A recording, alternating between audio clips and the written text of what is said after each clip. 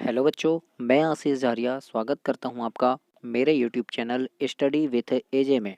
इसमें आज हम देखते हैं एट ग्रेड अभ्यास पुस्तिका हिंदी, अंग्रेजी एवं संस्कृत की जो कक्षा 7वीं के लिए है। इसमें आज हम हिंदी का अध्ययन करेंगे और आपके संस्कृत, संस्कृत, सामाजिक विज्ञान, विज्ञान और गणित, इन सब वीडियो को मैं अपने चैनल में करवा रहा हूं। तो वहां पे जाकर आप प्लेलिस्ट में जाकर इसको ज़रूर देखें, चैनल को सब्सक्राइब कर लें ताकि आपको ऐसी ही वीडियो और भी मिले। और आपके एग्ज़ाम के समय गणित के, अंग्रेजी के, संस्कृत के जो महत्वपूर्ण प्रश्नों के उत्तर हैं वो भी मैं करवाऊँगा। इसलिए चैनल को सब्सक्राइब कर लेना ताकि वो उस समय आपको मिल सके, और बेल आइकन को प्रेस कर लें ताकि आपको नोटिफिकेशन मिले जो भी मैं वीडियो डालूँ।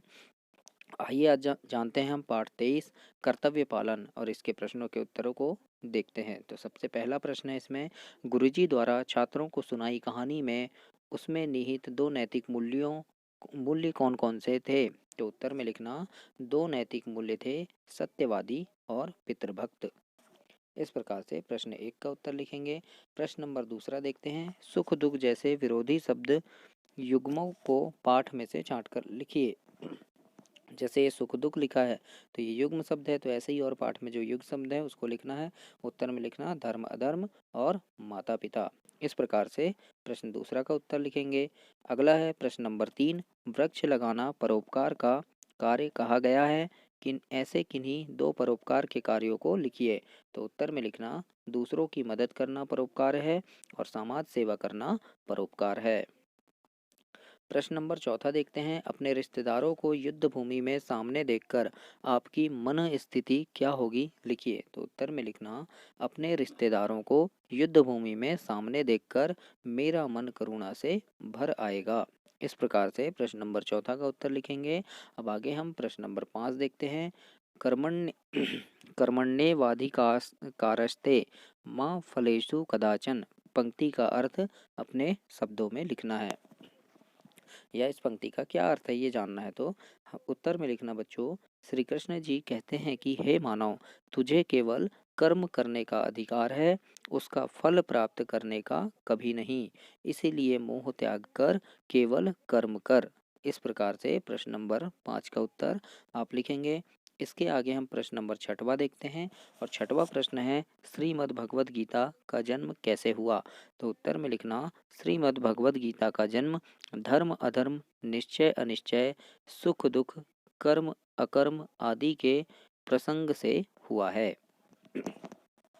तो ये हुआ आपका प्रश्न नंबर 6वां। अब 7वां प्रश्न देखते हैं, आपके अपने विद्यालय के प्रति क्या कर्तव्य हैं? कर्तव्य यानी क्या क्या आपको करना चाहिए, तो ये हम देखते हैं और इसके उत्तर में लिखना बच्चों, हमारे विद्यालय के प्रति यह कर्तव्य है कि अपने गुरुओं, शिक्षकों अथवा शिक्षिकाओं के प्रति विद्यार्थी का परम कर्तव्य है कि वह सभी का आदर करे तथा वे जो भी पाठ पढ़ाते हैं उसे ध्यानपूर्वक सुने तथा आत्मसात करे। वे जो भी कार्य करने के लिए कहते हैं उसे तुरंत ही पूर्ण करने की चेष्टा करें। तो इस प्रकार से प्रश्न नंबर 7 का उत्तर लिखेंगे। इसके आगे हम प्रश्न नंबर 8वां देखेंगे, मूल्यांकन 16। प्रश्न 8 है आपका, गुरुजी ने एकांकी का मंचन क्यों करवाया था? उत्तर में लिखना, बच्चों को विस्तृत रूप से समझाने के लिए एकांकी का मंचन करवाया था। प्रश्न नंबर 9 है, युद्ध भूमि में अर्जुन की क्या दशा हुई, लिखिए। तो उत्तर में लिखना, युद्ध के मैदान में अपने परिजनों को सामने देख के अर्जुन का बहुत बुरा हाल हुआ, उसका गला सूख गया और उसने श्री कृष्ण के सामने युद्ध न लड़ने की बात कही। इसके आगे प्रश्न नंबर 10वां है आपका, कर्तव्य पालन का महत्व बताते हुए किसी अन्य कहानी या घटना को लिखिए। उत्तर में लिखना बच्चों, कर्तव्य पालन करना तो व्यक्ति बचपन में ही सीख जाता है, और जो व्यक्ति नहीं सीख पाता है वह सदैव अपने कर्तव्य से पीछे हटता रहता है।